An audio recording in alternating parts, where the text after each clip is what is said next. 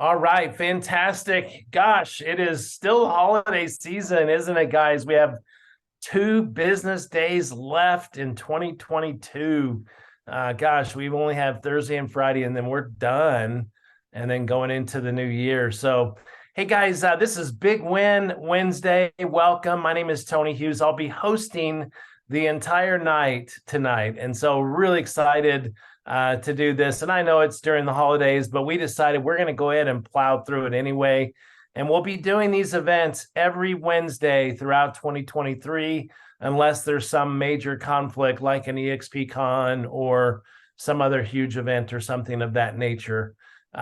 So let me make sure, just because we're starting season 2 of Big Win Wednesdays, that whether you're here live or you're here watching this later on the recording, I want to make sure that everybody understands, because last year when we kicked this off, we didn't do that great of a job communicating that this isn't an event that you put 3 hours a week into every single week. I mean, you certainly can, but it's not designed for that. And I want to make sure everybody understands exactly how Big Win Wednesday works and how it's designed and what it's for. And then we're going to introduce our first amazing speaker, which you do not want to miss. And if you've got a notepad and a pencil or pen, be sure and grab that out here. And Brandon's got a great presentation he's going to share with us momentarily. So the first session of Big Win Wednesday, which starts now, is featuring an icon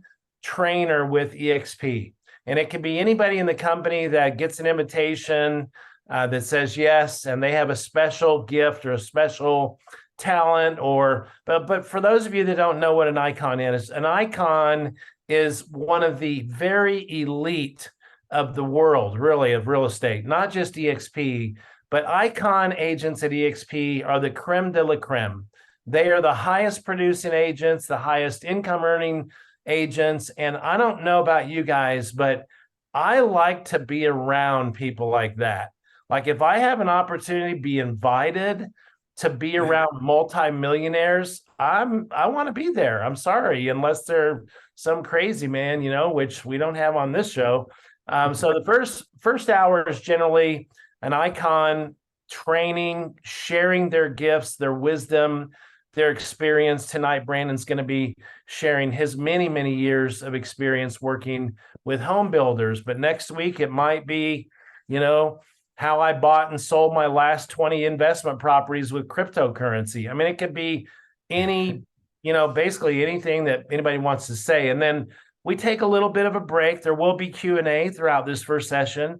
We'll take a little bit of a break, and then we will come back for session 2. You do not need to come back, but you're certainly welcome. And session 2 is EXP Explained.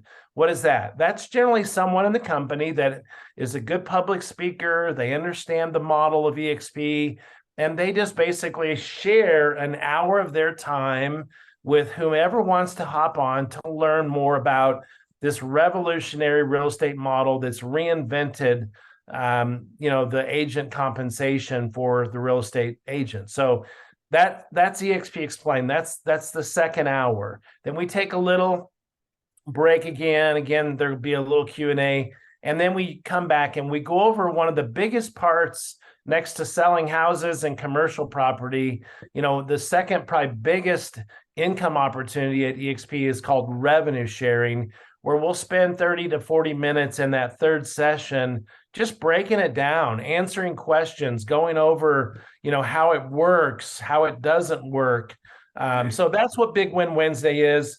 Please don't think that you're obligated to be here 3 hours every Wednesday. The host, whoever that is volunteering, they're obligated. So I'm obligated to be here all night long, and we'll do so joyfully with gratitude, because I'm a blessed man. There's no doubt about it. So with that, I just want to do a quick little introduction of our first trainer, Mr. Brandon Moore.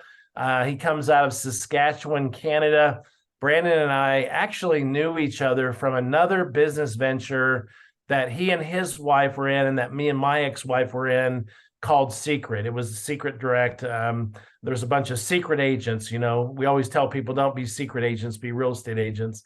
But we were actually selling kind of a skincare product in another company, and we got to know each other. And Brandon knew that I had taken on a role of CEO, team leader for Keller Williams, and he called me up one day and said, "Hey, I know you're really big into real estate, and I've been pitched by a guy that has been telling me about this little company called EXP Realty, and I know you're kind of a leader in at Keller Williams."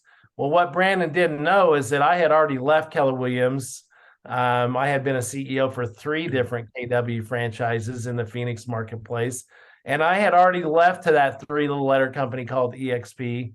And so I said, Brandon, I'm not sure you really know this, but I'm no longer with Keller Williams. I'm actually with EXP. So what do you want to know? And so he started hitting me with questions. Long story short, it led to Brandon. And I say this very humbly, and I'm very honored that he selected me to be he and Rachel's sponsor, and it really means a lot to me. Brandon is a leader of leaders. He is someone who has just absolutely non-negotiable integrity. He's someone that has no gray area. It's black or white, it's either right or wrong. And I love doing business with people like that, that have good integrity, that are value based, that are principle centered leaders. And Brandon Moore is that and a whole lot more, unintended, I guess. So, Brandon, I'm grateful for your friendship. I'm grateful for the opportunity that you have to pour into all of us tonight. Thank you so much for taking away from your beautiful family this evening. And gosh, we're just going to kind of turn it over and you run the show, and whatever you want to do, this is your baby. So take it away. Thank you very much, Tony. And welcome, everyone. I just want to start by saying thank you for your leadership, Tony. It was, I don't know if you believe in fate or serendipity, but it was so strange walking out of that EXP pitch, calling Tony.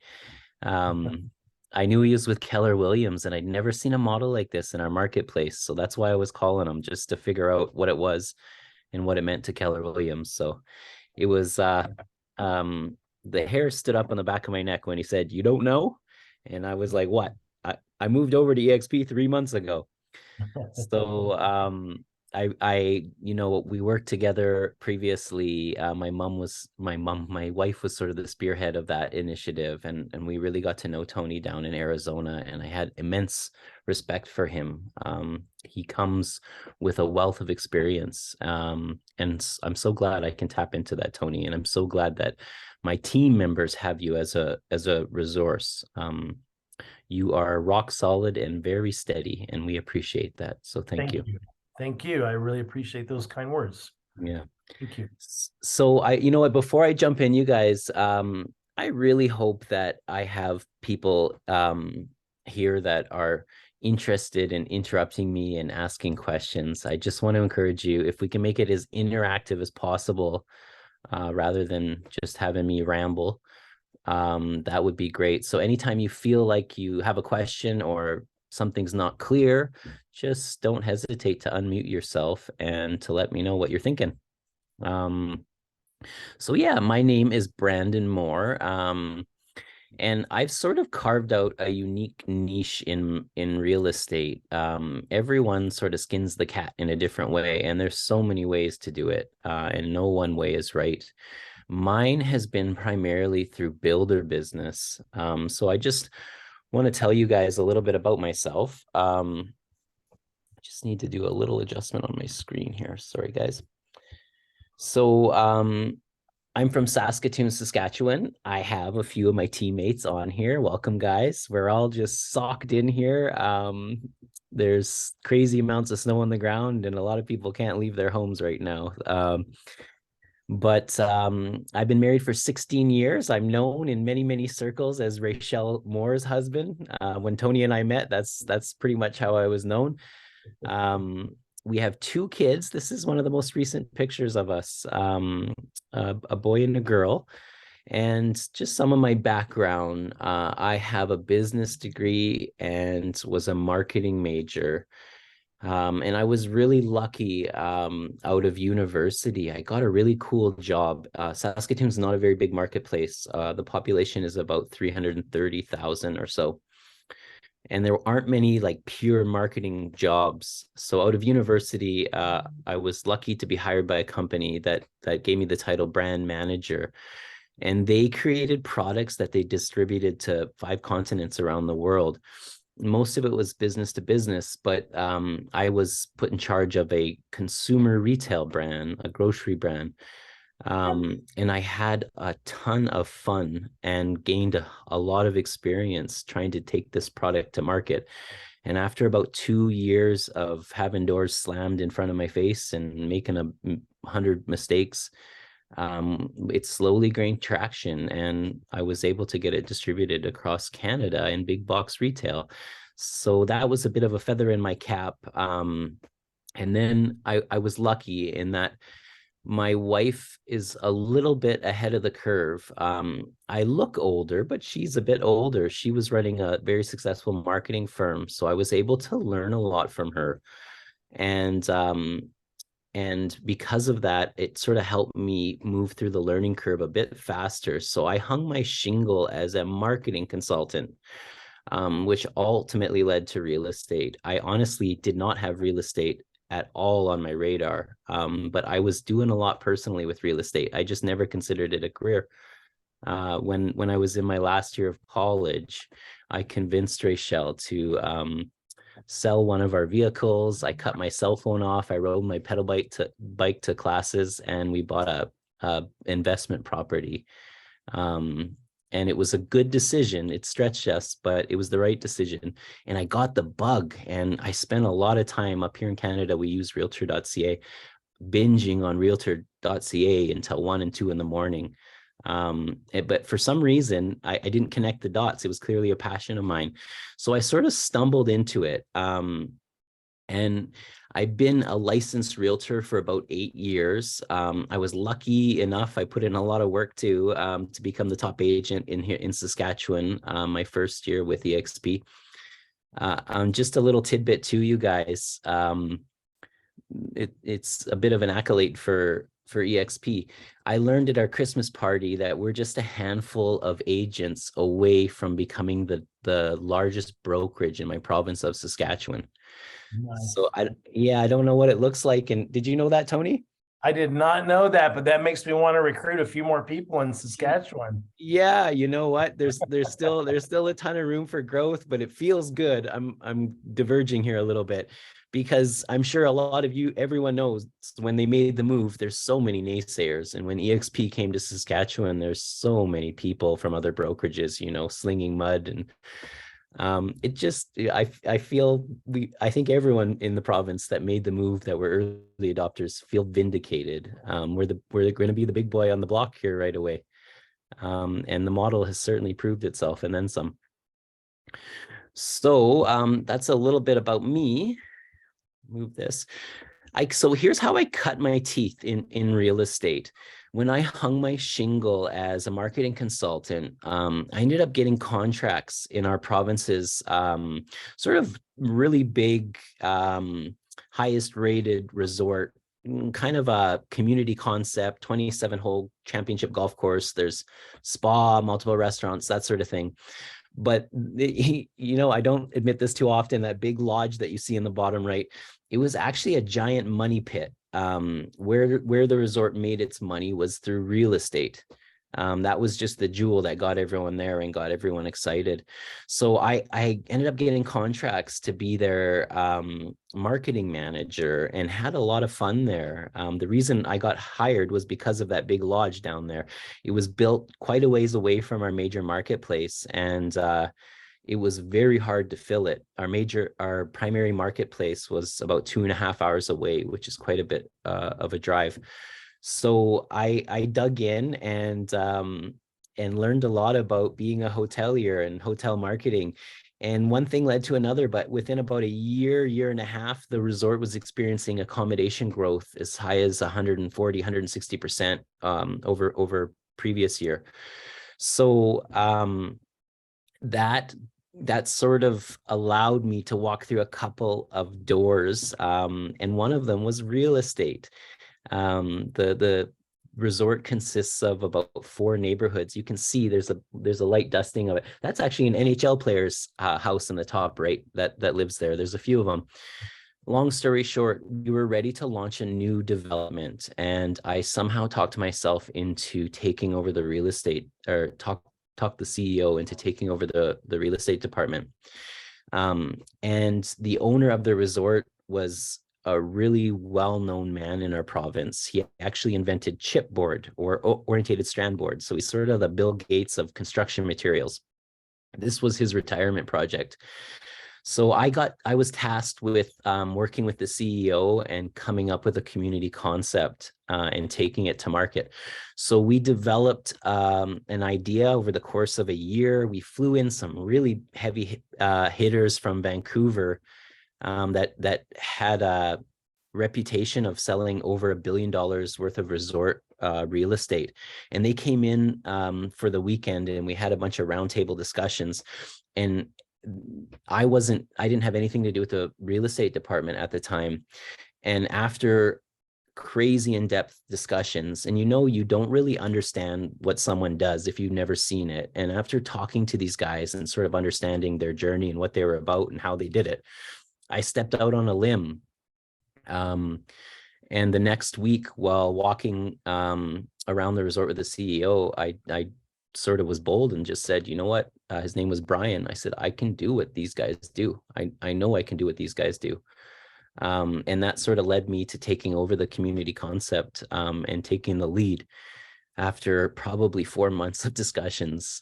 So we created this community concept. It consisted of almost 40 cottages. They averaged close to 410,000 a cottage. And it was estimated it would take about 2 years to sell out the community. And it ended up pre-selling in 38 days. It set a record for our neck of the woods here in our province. And it made a big splash. It was in the Financial Post here. It was all over national news. So at that point, I decided that real estate was where it was at. I had a ton of fun, and I finally figured out, like, this is what I love.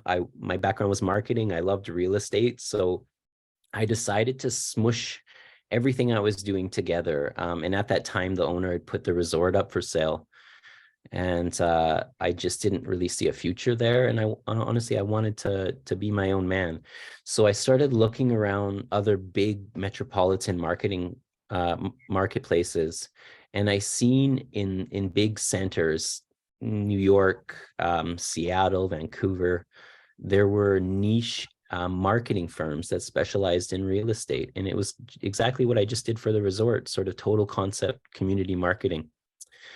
So I decided to hang my shingle, did a bit of a rebrand on my consulting company, and I created a company called Black Dog Republic.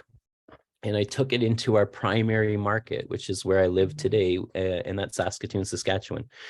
So this was kind of the idea, and I want to let you guys know about my journey. I'm being sort of long-winded here, and your journey obviously isn't going to look the same, but everything that I'm sharing here, I've learned. Even though I had these big vision and we were going to help big builders, big developers. I learned that everything I do or did with Black Dog Republic can be distilled quite easily and applied as an individual realtor. So what I'm sharing here should be relevant to you, and I think I can prove that. So the idea was we were a full service marketing firm specifically for builders and developers. And then I became licensed. I wasn't licensed previously. This was about 8 years ago, as a realtor, because we needed MLS representation. And I thought that realtor component would be the direct sales, a small marketing offering that we offered our clients. We were the first of our kind in Saskatchewan. To the best of my knowledge, there was no specialty real estate marketing firm. And we made revenues in multiple different ways. So we did a lot of consulting stuff. We did research, like market analysis. We built websites, all kinds of stuff. We ran advertising campaigns, and of course, property sales. And there was an investment component as well.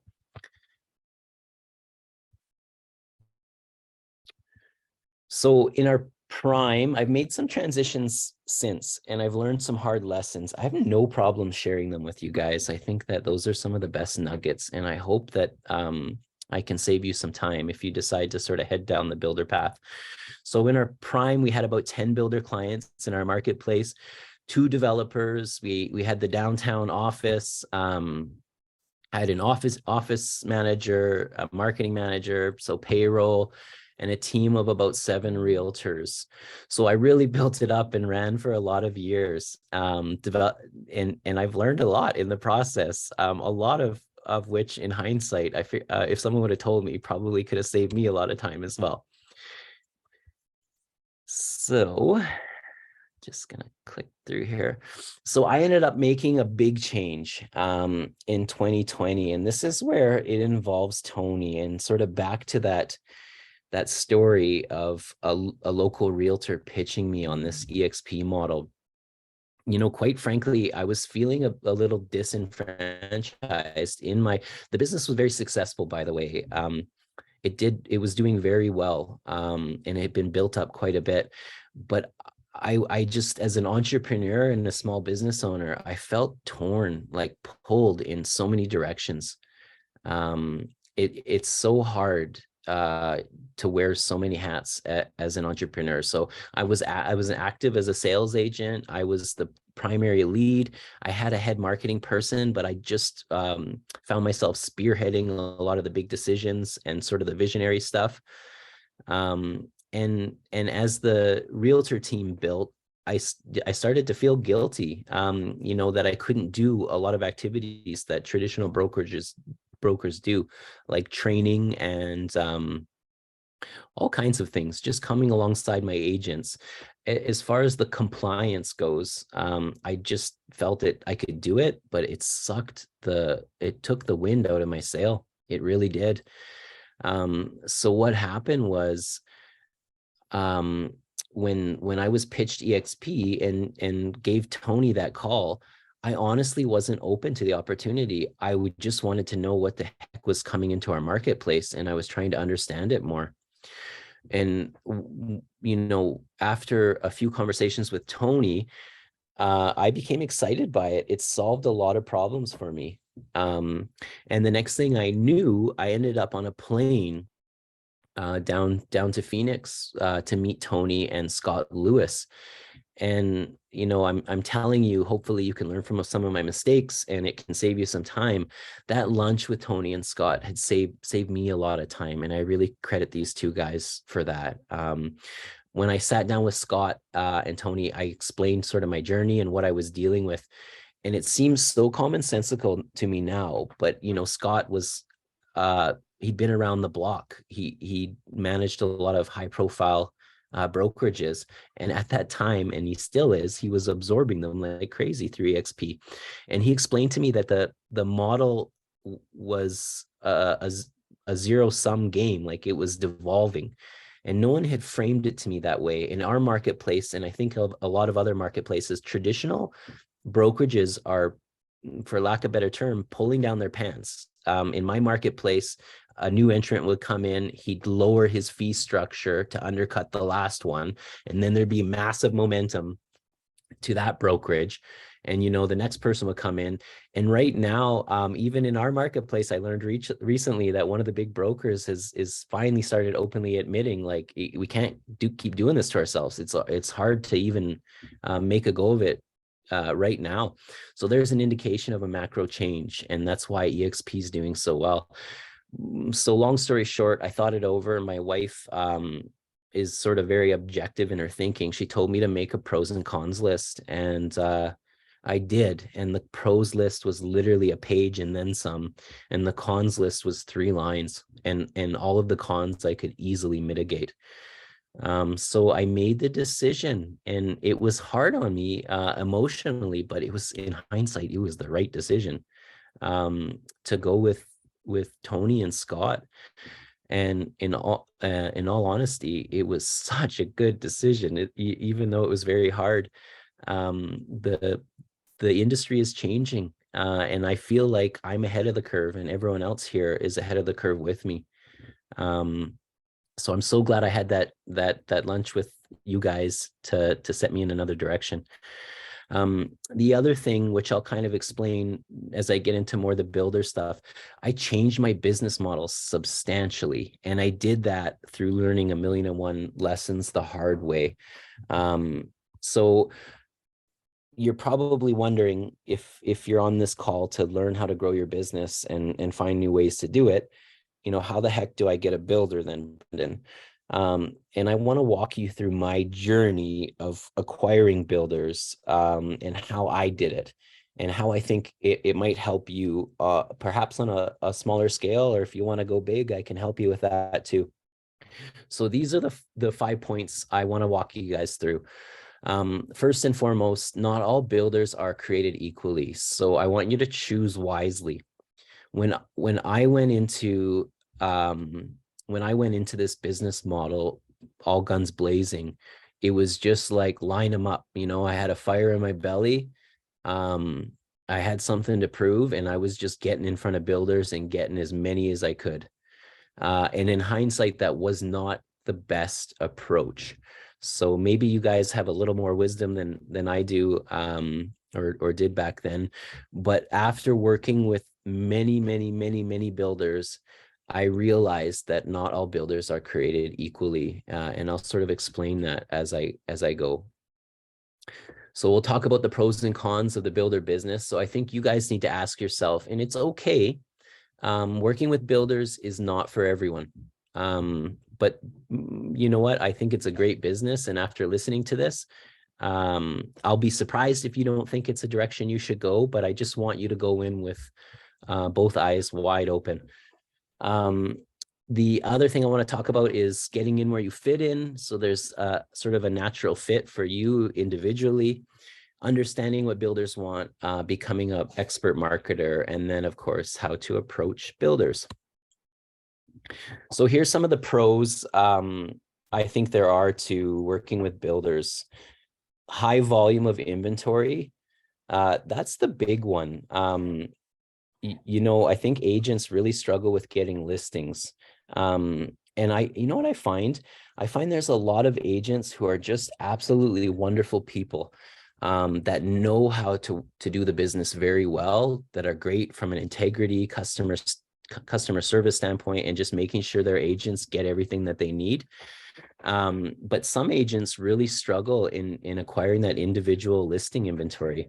So working with a builder is a way to sort of get that inventory without having to pound the pavement if that's not an area of strength for you. I love the residual nature of builder business. So if you have a home builder that does 30 homes in a year, generally speaking, you can count on 30 homes. They're a builder that are acquiring 30 lots of inventory, and they have a large operating volume and a big appetite. So that business is waiting for you next year, assuming that you're doing your job. The other thing I think is great about working with builders is they provide great product for promotion. And that's a big part of the game, in my opinion, is getting homes on the market. And when I first entered this, I was thinking a little more broad-based industry. My perspective was, and I was focusing on just beautiful websites and great content and a bunch of things that I realized after it wasn't the right thing to focus on. If you're going to put energy into something, you want to get product on the market. It's that simple. And builders allow you to do that. And then obviously through open houses and advertising their product, you can generate more business. I also think that as an agent, if you have a reputable builder or reputable builders, it adds credibility. As an agent, I think it just adds a certain degree of professionalism, if you are able to represent a heavy hitter in your market. This is the one I want to drive home. Now, again, I needed to learn a few things when I came in, and I just came into the Saskatoon market and really tried to figure it out on my own. I was telling Rhonda this not that long ago. It took me about 4 years of being a licensed agent to pick up the book. I think it's called Million Dollar Agent or Million. You know the book I'm talking about, Tony. Hey. I'm going to pull it out. Yeah, you know what? I got to read it again. But I don't know where you're at in your journey. Read that book. Don't be like me. Read it right away. There, that book will be valid in 30 years, no matter how the industry changes. It just has time-tested principles that will last the test of time. So about 4 years in, I read that book and I was like, man, I should have read this a lot earlier. But the general idea, and a lot of agents miss this, is listings produce buyers. Listings beget listings. Now, and I hear a lot of agents go, well, I like being a buyer agent. That's great if that's your natural fit, but get listings. Listings is what is going to drive your business. And if you're going to focus on anything, focus on getting listings. You'll get the buyers from the listings. And that's what I love about builder clients. You get signs in the ground, you get listings out, and my phone rings. It rings today. I get people like quite often, reaching out, and even if a home's conditionally sold or it's not quite right for them, it gives me an opportunity to have a point of contact, build a relationship, and try to offer up a value proposition and get that person as my client. So get listings. If you're going after builder clients, you're going to get listings. Okay. Sorry, guys. So here's some of the cons. And some of them might sound kind of silly, but I've met so many agents now. And honestly, there's different strokes for different folks. So there's a high degree of professionalism required. And some people just aren't into straightening up and putting on that game face that often. And I think working with good builders requires that. There's a high degree of industry knowledge. Now, it takes a long time to learn the industry. One thing I learned really fast when I came out of the northern part of Saskatchewan after selling out Elkridge, I thought I could apply a lot of what I did up north in that resort sort of model in Saskatoon. And quite honestly, it was a total different marketplace. And there was a lot of industry knowledge I needed to figure out on how builders operate and how you can help them. So it's far more difficult to acquire builder clients versus individual resale listings. So that's an uphill battle that you'll find. It can take a lot more time and a lot more effort to get that business in the pipeline before it starts turning real cash. Same thing here too. I've had a lot of agents, and I get it. In the resale market, you sort of have that relationship. There's a lot of excitement. You're helping someone buy a house or sell a house. And if you do your job and everything goes well, within a month, 6 weeks, 2 months, you've helped that client and you've moved on, and then it's rinse repeat. You get a fresh relationship again. That excitement sort of renewed, and you get to do it all over again. I find a lot of agents, because it's an ongoing relationship, sometimes it's just not the right fit for them as far as builders go. Mostly because they can be very demanding and time consuming. I've had builders take advantage of me, to be honest. And I'm not saying every builder is going to do this, but if a builder has a high volume of product, that a lot of spec homes on the market, and they're doing big volume, they've got leverage. And I found myself writing award submissions, doing all kinds of things, Thanksgiving Day, in the holidays, sitting in open houses. So it's a bit of a different ball game if you are not if you want that flexibility. It can be constraining. And then the other thing that I think a lot of people just need to realize is any builder that does any type of volume is going to look for what would typically be a reduced commission compared to what you would normally get as a one-off. Now, I'm not saying this is free market capitalism. You can demand any rate you want to demand from a builder, but chances are there's a lot of other agents willing to take a lower commission if it means a active listings and a residual base of listings as well. So that's something to consider. Sorry, guys. So get in where you fit in. This is my next point. And man, if I could save you any time, trust me when I say this. If you're going into the builder market and looking for clients, in my opinion, it's no different than a marriage. And I genuinely mean that, as obscure as it may sound. I've probably had around 15 plus builder clients over the last 8-ish years. And you know what? I've had great clients and they can all be very different in different ways. Like, to give you some examples, I had some young Russian guys. They were brothers, just awesome builders, very ambitious, did great work. And I really loved working with them. Their customer service was horrible though.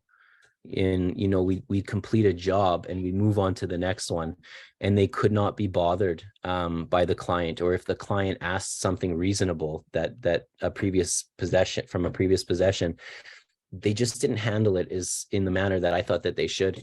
And that was a business experience issue. They just did not have that much. They built a great home. They didn't have that much of experience. I've had other builders who are amazing builders, but I've had to watch very closely when I bring clients to them on contractual items, things like that. So when I say it's like a marriage, you want to find someone that shares values with you. So the primary builder that I work with now, he was the first person to pick me up as a client. And long story short, he ended up being the best one. He was doing about 6 or 7 homes a year, similar age as me, similar age kids, and we have very similar belief systems. And not only that, similar ambition. And when the dust settled, we built him up to be one of the biggest builders in our marketplace. And I just love working with him and his family. And I finally came to the realization, after running around like a chicken with my head cut off, that this was the person that I needed to work with. And we were doing enough volume that it didn't matter if I had 5 clients, 15 clients, or 20 clients. We were doing enough volume that he could be my only client. And if I wanted to add more to my plate, I could build him up because he had the appetite. And it took me a long time to learn that.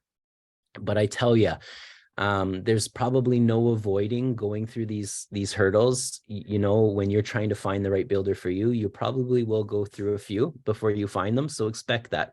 And that comes with some discomfort. But when you find the right person, that's the right fit, that's aligned with you, it's an amazing thing. So my builder and I are fiercely loyal to each other. We're incorporating a business together literally this year. So it's led to bigger and better things. So I highly encourage you to be selective when you choose a builder. Be realistic about what you bring to the table. All of us are on different chapters. And, maybe you're a ringer that's just starting out and you've got the gift of gab and some previous experience that will work for you. But chances are, if you are going after a big builder and, it's your first or second year in real estate, the likelihood of you getting them is going to be very low. Experience is king. And with those big fish, you got to come to the table with a really solid story and some experience to back it up. And then I want to encourage you guys to pick your fight. There's more than one ways to skin a cat, as I previously said. The builder segment is vast, and the more I'm in it, the more I see ways to skin that cat. For example, right now with my builder client, I'm getting into tiny homes, mini homes. So I'm seeing a macro trend that's evolving. People want less debt. People want more independence. They want more freedom. They want to be less reliant on people. So we're starting to see organic movement in this new segment that's emerging in homes between 600 to 900 square feet. So that's something that we're pioneering right now. I want to break it up because I'm rambling quite a bit here. Can anyone else think of another segment that a builder would be in when you think about different ways builders sell homes? I can whet your We're appetite. seeing kind of a, I don't know if it's in Canada or not, but kind of a big trend in barn dominiums. What, explain that. Barn dominium. It's basically a steel building. It's like a barn, Yeah. but it's made into a home, very functional. And the whole idea is less cost involved in materials, but it gives you Ah, the ability to build lofts and more than one story. And I mean, oh, it's cool.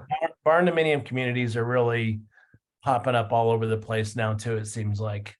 Yeah, so that's just it. That's one thing that surprised me about the industry. I thought it would be so slow to evolve. And I can honestly say that within 6 months, I find myself in a different marketplace. It's crazy. You do have to stay on top of things. And there's shifts all the time. A good example is in our marketplace. I don't know, 15 years ago, a bungalow would have been the house to get. Everyone wanted bungalows. Well, what's happening is consumers are starting to demand lower priced homes because homes are getting more expensive. So lots are getting smaller, and bungalow homes have become extremely unpopular in our marketplace. Only 4% of new homes built are bungalows now. There's been a radical shift. And not only that, within a segment, things can change. As strange as this sounds, and I can't explain it, it's like fashion, it's never ending. When I first started in this industry, everyone wanted their sink in their island if their home had an island. And now, if I have a sink in an island, most people don't want it. So that changes too. So it's always evolving. Can anyone else think of any other segments that builders would be in that you could approach? The reason why I want to stimulate thought this way, you guys, is because I've learned every segment has its advantages and disadvantages. And if I can save you some time by understanding the different segments, I'd like to do that. Anyone else? I'll wet your whistle. There's condos, RTMs, depends on the marketplace. We call those ready to moves, prefabs. That's a big market. And I've learned from builders I work with, it's not nearly as competitive, and you approach it completely different as a realtor. So there's all kinds of market segments. I think a lot of people think sort of suburbia, new home, single families when they think about working with a builder. I can tell you this, just from my experience in that segment, it is highly, highly competitive. So if you are a realtor working in that segment, get ready to roll up your sleeves because there's usually a lineup of other builders and other agents that you're competing against. Another sweet spot that I really like are infills. Most major markets have this segment. So that's, when you tear down a house and build a new one, and typically they're done in the inner city core. So that's some business that I really like, as long as you have the right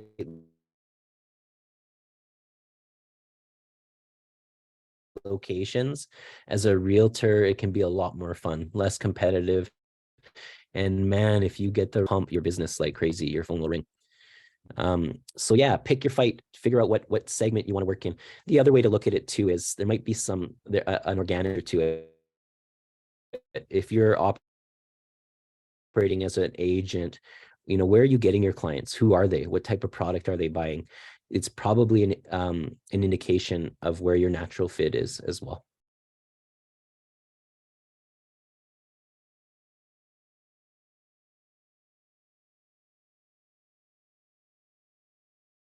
Okay. In this presentation, I want you to have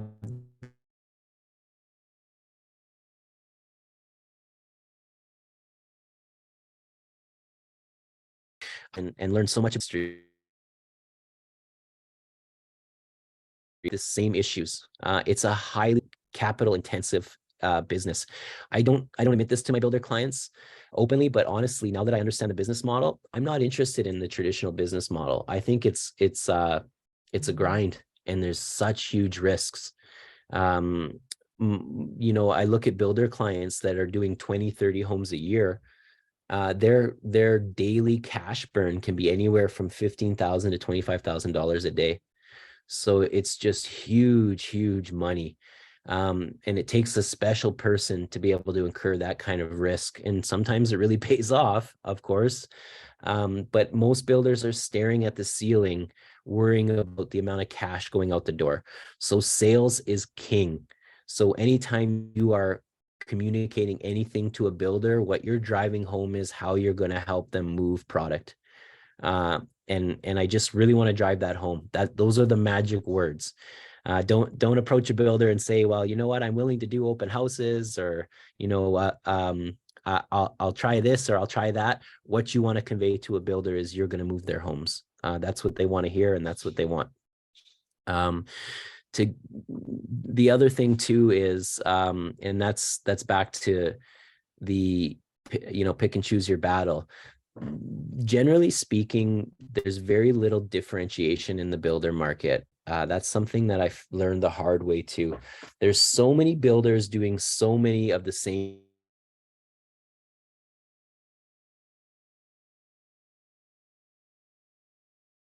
If someone wants a modified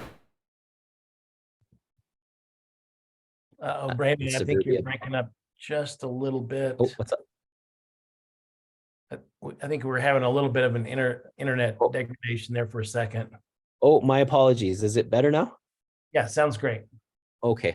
Yeah, so long story short, it's very hard. And this has been one of the biggest challenges I've found, is creating differentiation. In marketing, differentiation is everything. Well, how do you create differentiation when every other builder can do exactly what your builder does? That's the hard part. So that's why picking and choosing your battles and your market segmentation can be very important, depending on your skill sets and what you have to offer. Okay. It's still coming through okay, Tony? Sounds great. Okay. So I find this funny in our marketplace. I don't know if people are still doing it, but when I came on the scene for many, many years, I heard chatter that I was the marketing agent, the marketing realtor. And that seems so bizarre to me, because every agent is a marketing agent. That's literally what our jobs are. But that's how I was labeled for some reason. So especially when it comes to builders, you need to be an expert marketer. I'm going to give you guys a crash course on marketing. It's really not that hard. You can spend a lifetime studying it, but if it's framed right in your mind, you'll see it's not that difficult if you focus on the right variables. So once you know what market segment you're targeting, whether it be infills or suburbia or condominiums, you have to understand that part of the business. So when you talk to a builder, you can communicate with intelligence and hopefully educate them. And we have so much access to data and information. So if you know the right things to look at, you'll know how to approach a builder and say the right things to make him or her listen. So so this is essentially marketing in a nutshell. Has anyone ever heard of the 4 Ps, the 4 pillars of marketing? Possibly. Well, this is it. You don't have to worry about a single thing out of these 4 Ps: product, placement, price, and promotion. So altogether, that makes your value proposition. Okay. If your home isn't selling, or if you're not acquiring clients as a realtor, however you look at it, it doesn't matter what industry, whether you're offering a product you can put on a shelf or it's a service, these 4 Ps encompass your value proposition. And these are the only things you'll ever have to worry about if you're in business. Okay. So when you have a builder it's important to understand his product or her product. Now, when I was in client acquisition mode, I could tell you every major player in my marketplace's primary product. I knew that 6 out of 10 homes built were 2 stories within this square footage. And of that 60%, 34% of them had bonus rooms. So I understood the trends in the market and where the organic movement was happening. Okay, so it's not just about understanding the market in general. It's about approaching that builder and understanding his or her product and being able to communicate intelligently about their product. Okay, placement is huge, and I want to look at these 4Ps in 2 different ways. One um, is how you'd use them to analyze a builder's business that you might be interested in the segment that you're choosing. But also I want you to look at it as an agent as well, and sort of through an agent filter, and evaluate the builder based on some of the metrics in these 4Ps that you observe. Okay, so for example, there may be opportunity, the glass may be half full in this, or it may not be. It's up to you to decide. But if you see a builder with the right product, you've looked at the market and you know in that segment he's producing a high caliber product with the right finishings in the right price bracket, but for some reason he or her doesn't understand where to build them. For example, as silly as this may sound, in our marketplace, in Saskatoon, if 10 homes are built, 9 of them are built on the east side. And many realtors that represent builders don't understand that. And many builders, generally speaking, aren't very good at marketing. So it doesn't take much to impress them. You need to understand where, if I'm going to put up a $500,000 investment, where does it have the highest propensity of selling? And it's up to you to understand that as the marketing expert. So, you know, when I'm dealing with, I don't do it anymore. I've got my builder, and life is good. You know, we're going into business together. But when I was approaching tons of builders, I could sit them down and say, well, why are you focusing all your inventory in Kensington? You know, for every buyer you have for that home, there's 9 in Aspen Ridge. In just that information, just like sitting down with Tony and Scott could completely change the paradigm of a builder and establish trust and make him or her want to work with me. So you have to determine though, sometimes when you meet a builder, you'll realize that he or her may just not have the acumen to be business savvy enough to grow with you and to create wins. So just be cautious of that. Sometimes they just need an adjustment. Sometimes you should slowly back out the door and be as polite as possible. So just little things like that. Know your product, know your placements. Again, depending on your segment. Infills, I learned this the hard way. I experimented with some builders when we were doing high infill volume, and we found cheaper lots just a little bit outside of the city core, and they were so well priced. And we thought about, if we build this model that we know sells, look at the list price it produces because the lot is so cheap. Well, we learned lessons the hard way. As infills, generally speaking, the closer you are to the downtown core, the better you're going to do. And we played with the rules a little bit and pushed the boundaries, and we created a couple infill products that were very hard to sell, even though the price was very good. So placement's very important. Now, price, this one I've come more accustomed to. When I came in as a licensed realtor, realtors have a reputation in some circles, you know, as just being price beaters. You know, price, your home's not selling, price. We need to reduce the price. You know, it took me a while to get there. I didn't want to be that type of real estate agent that always went to price. But here's the cold hard truth of the value proposition, those 4Ps in real estate. Price by far determines the strength of your value proposition, especially in a Me Too market.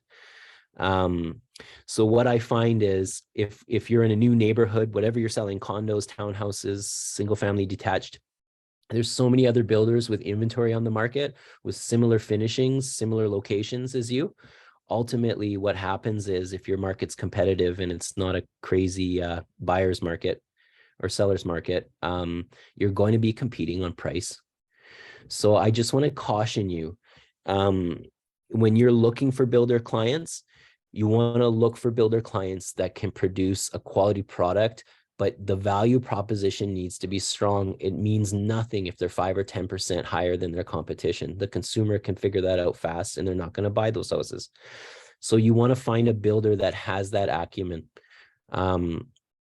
You can see this little graph I've created. I used to show this to builders. I sort of hyper segmented the market by price. You can see it makes a standard bell curve. The Saskatoon market's probably not your market if you're you know, in a major American market, but our average home price is probably around 340, 350. Correct me if I'm wrong, guys. It's been a little bit since I looked at it. But you can see this is the volume of sales in a respective price bracket. It's really small, but right here is 350,000, kind of in the middle here. So as someone who's looking for a prospective builder, I want to find builders building in this bracket, unless for some reason I want to focus on high-end builds and sell one home or two homes a year. If I want volume and I've got a fire in my belly, these are the builders in this price range that I'm looking for. Okay, so within that price range, I want to find the builders with the strongest value propositions within that segment of price. Okay, so just be cautious of that. And there's a number of ways I found builders can generate that competitive advantage, which is the most important one. I'm really going to drive that home. Builders typically do it by scalability. So it's a cash intensive game. And usually the builders that can produce the highest volume can generate the best labor and product rates. So they can get homes on the market that are significantly or even just a little bit lower than their competition. But it doesn't always work that way. And I don't want to discourage you in thinking that you need to go find a high volume builder. My primary builder client has a staff of 7 people, and we do the volume of companies that have staff of 60 people, large commercial locations, tons of company trucks. So our little skeleton crew is doing the same volume. We do business differently, and that efficiency and that lack of overhead allows us to create value propositions that these big builders can't touch. And we know it, and we have no intentions of changing it. It's easy for the entrepreneur to get excited about the commercial space and the big brand sign, you know, by the busy street. We've learned that if we can pass on a strong value proposition, which means in a Me Too market, create a quality product with a slightly lower price, it doesn't matter if we have company trucks or a fancy commercial location on the side of the highway. The consumer will choose the lower price, and we win. So I just can't emphasize price enough. You guys, as a realtor, sometimes you don't get to influence these first three P's, but you can actually if you become knowledgeable enough and you're consulting your builder client. But typically where we operate is the last one in the promotion side of things. So that's the marketing. That's what a builder hires you to do, or an individual resale client. Now, this one can really scramble people's brains, especially if you don't have a formal education in marketing. It's not rocket science. I think keeping things simple is always best. So my strategy has always been this, you guys. This is my secret sauce when it comes to approaching a builder. If I'm going to go talk to a builder and I've learned about their segment, their product, all of that stuff, all I'm going to do is I'm going to analyze the competitive landscape. I'm going to find builders in my marketplace or in other marketplaces that are similar, that are doing it well and succeeding. And I'm going to analyze what's making them win. How are they winning? What are they doing differently than the person I'm going to talk to? And that's simple benchmarking. Don't get too caught up in you need to, read a bunch of textbooks on marketing and learn everything that you can. You should be learning as much as you can, but it's that simple. When I think about it, I don't let myself get overwhelmed. I just find the best, and then it just inspires me to figure out how to do it better when I approach that builder to explain it to them. So benchmark when you're promoting. Okay, so this is my last slide, and I want to be as practical as possible, and this may be the part that people struggle with the most, is actually making that point of contact and having the confidence to approach a builder and generate that client. So this is, and if anyone has any questions, please fire away on some of these points. But I can't emphasize this enough. When I started in this industry, I was so pro marketing, as I said earlier, websites, digital marketing, all that stuff, YouTube channels. I'm not saying that that stuff's not important. It is. But you guys, hands down, relationship building is what drives your business in this industry. Hands down. I'm to a point now where I genuinely believe I can drive a better business with very little marketing and just keeping my calendar full, staying in front of people, having coffees, keeping in regular contact, and doing those relational building activities. So with a builder, it's like that times 10. You really have to spend time cultivating a relationship with a builder client. And I can't emphasize this enough as well, you guys. You need excitement. And that's something that for some reason people are forgetting about, I find. In sales, you need to be excited. When I go and sit down with a builder, I'm doing a listing presentation, whatever it is, I am raising the energy in that room. I'm full of smiles, I'm joking, and I'm listening, and I'm excited. And people want to be around people who are excited, that have a high positive energy. So I just, as strange as that may sound, and as obvious as that may sound to some, I just want to really remind you guys, you got to get excited, whatever it takes. And then I think another thing that's really missing today is authenticity. I think people more than ever are genuinely craving authentic people. So be professional, but lose the veneer. Let them know who you are, what makes you tick, about your family, all of that stuff. You're building a relationship. It's not just about business. You need to connect with them on a deep level. The other thing, just to reiterate, remember the golden words. Again, in my attempt to simplify things, don't lose yourself in all the nuts and bolts of everything you can do. Just remember, when you're approaching a builder, that builder wants to know how you're going to increase sales and how you're going to elevate their brand. That's the two things you need to focus on. So if you're focusing on getting a cold lead builder, like you're picking up the phone, I never, ever, ever, ever treat things with this level of sales. It takes time. And if you pick up the phone and call a builder and try to close on a builder on your initial point of contact, I don't think your success rate is going to be that good. So when I was in crazy business development mode, when I called a builder, I wasn't trying to get a builder client. I was trying to get a lunch meeting. And that's the way you have to think. You need to get in-person meetings always. You always need to get in-person meetings, because it's such a relational building activity. The best way for you to get that deep into relationship with someone is to break bread, have a drink, whatever it is, on the golf course, whatever it is.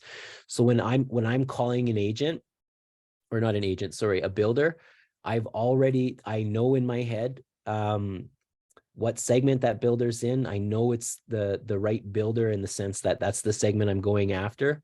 I have an in-depth knowledge before they even know who I am, on their business and their competition's business, but I don't get into all of that.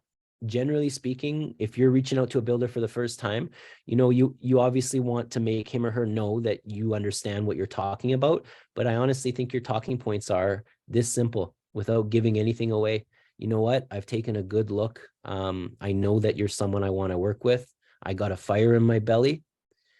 come and meet me for lunch and let me show you how I can help you move more homes. Um, and that's it. And if it's not for you, no big deal. But you know what? I'm confident that I can really help you. So it's that simple. Don't lose yourself in the words and start puking on the builder. Just get to that meeting. Now, in that meeting, same thing as what we talked about before. And maybe it's not even the first meeting. Maybe you have lunch and just connect a little bit and break the ice. But eventually you want to hit a builder with a professional presentation. And in that presentation, that's where you want to do that general marketing analysis I was talking about, where you analyze their product offering, the competition's product offering, their price structures relative to the competition. So this should be educational to the builder. Most builders don't have the time to analyze the market. Most builders just don't do it. So just taking that time and really educating the builder on what's happening in the market. You know, I noticed that you're building I don't know, modified bi-level homes. Well, did you know that modified bi-level homes only represent 20% of all homes built in our marketplace right now? And if you expanded your spec inventory to include 2 stories, which are 60% of the market, the probability of you moving more volume quicker will greatly go up. Can I show you some models that are really working in our marketplace right now? And then